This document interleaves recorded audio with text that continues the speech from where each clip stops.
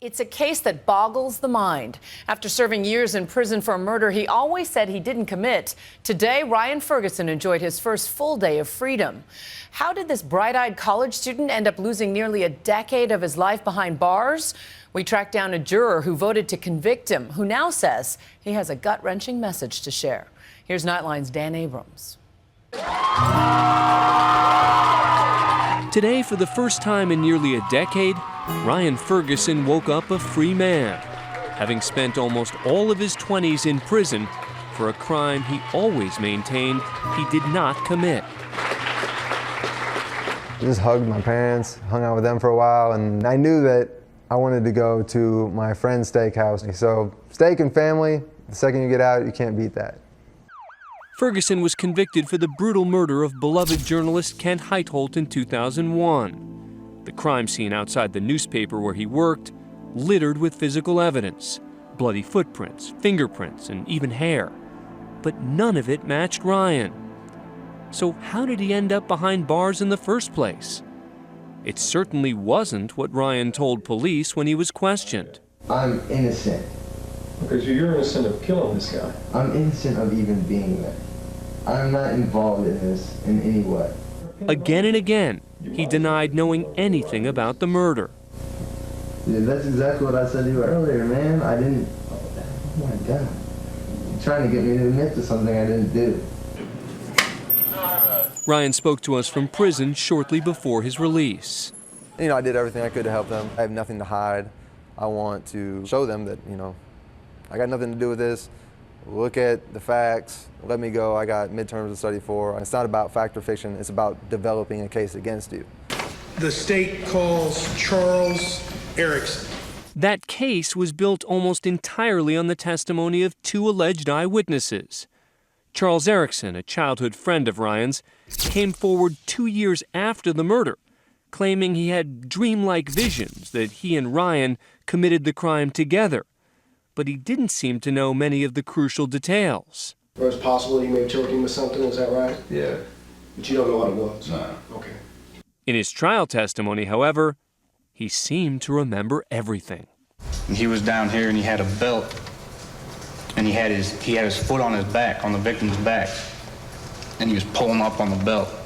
And a second witness, janitor Jerry Trump, identified Ferguson as one of two men he saw in the parking lot immediately after the murder. Would you point to that individual or individuals, please? Yes. It was enough for a jury to convict. The jury find that defendant Ryan William Ferguson guilty of murder in the second degree. Tonight, we spoke by phone to a member of that jury who asked that we not show his picture or reveal his name. Why did the jury decide to convict Ryan Ferguson?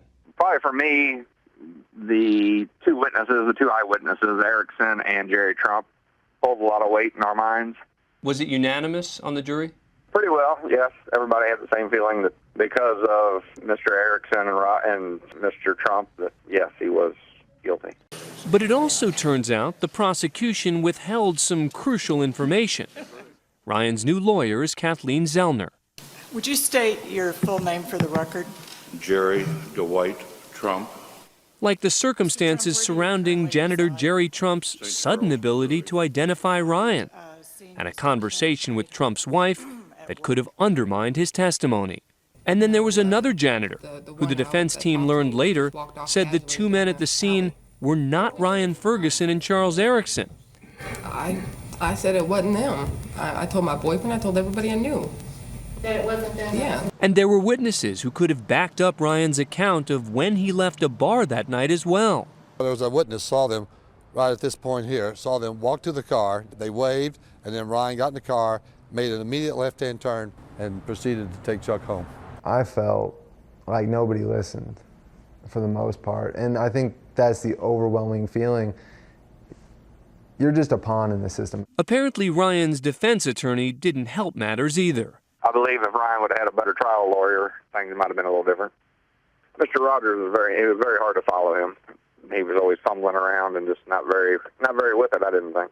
My attorney, he really didn't do a lot of the things that he said he was going to do. He was not personable. He was very dry, and One literally fell asleep while he was talking. You see how the jury is looking, and they're just not responsive.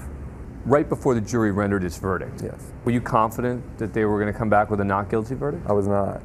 I think, to a large degree, the jury, they really just wanted to be out of there. They wanted to be done with it. I think they were more concerned with the Cardinals' playoff games. And then there was the kicker. In the years after that 2005 conviction, both of those crucial prosecution witnesses recanted their testimony. First, Erickson admitted to Ryan's attorney that he had not been truthful. Things happened much differently than I had previously stated.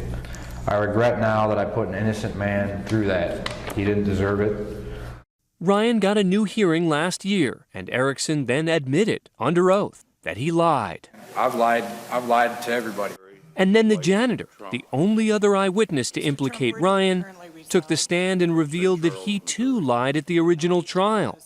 A convicted sex offender, Jerry Trump said police pressured him to implicate two young men from a photo.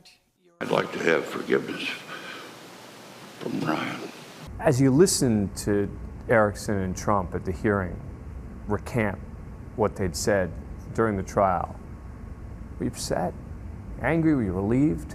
I was certainly relieved. At the same time, I felt sorry for them and what they'd been through, mostly because, based on the facts and the evidence as I've seen them, they were lied to, they were threatened, and they were manipulated into this position where they have actually destroyed another person's life. The prosecutor, in my humble opinion, took advantage of them.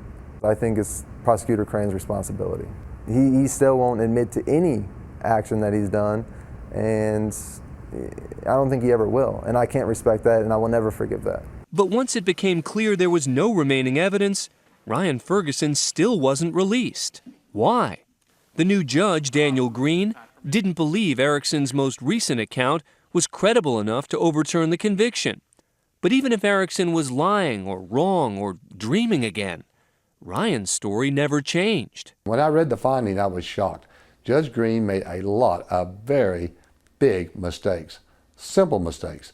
And I looked at that and I said, my God. There is no case in the United States where a person has remained incarcerated when the only two witnesses against them have recanted. After a year and a half more behind bars, finally last week, an appellate court overturned that ruling, finding, quote, newly discovered evidence clearly and convincingly establishes that he's actually innocent. And then the Missouri Attorney General's office announced it will not retry or pursue further action against Ryan Ferguson at this time. Meaning, Ryan Ferguson was a free man. Today, that juror says he'd like to sit down with Ryan. What would you say to him? I would apologize 1,000 times, and that still would not be enough. I thought about writing him or going to visit him, because I guess in the back of my mind I always thought maybe he was innocent. Ryan, for his part, is just excited to move forward and make up for an awful lot of lost time. I'm not certain what comes next. I've been preparing the past decade to live my life, and I'm going to take advantage of all opportunities that come my way, and if there aren't a whole lot of opportunities, I'll make my own. I'm looking forward to it. I think it'll be an interesting process. I got a lot of help and a lot of support, so it'll be good.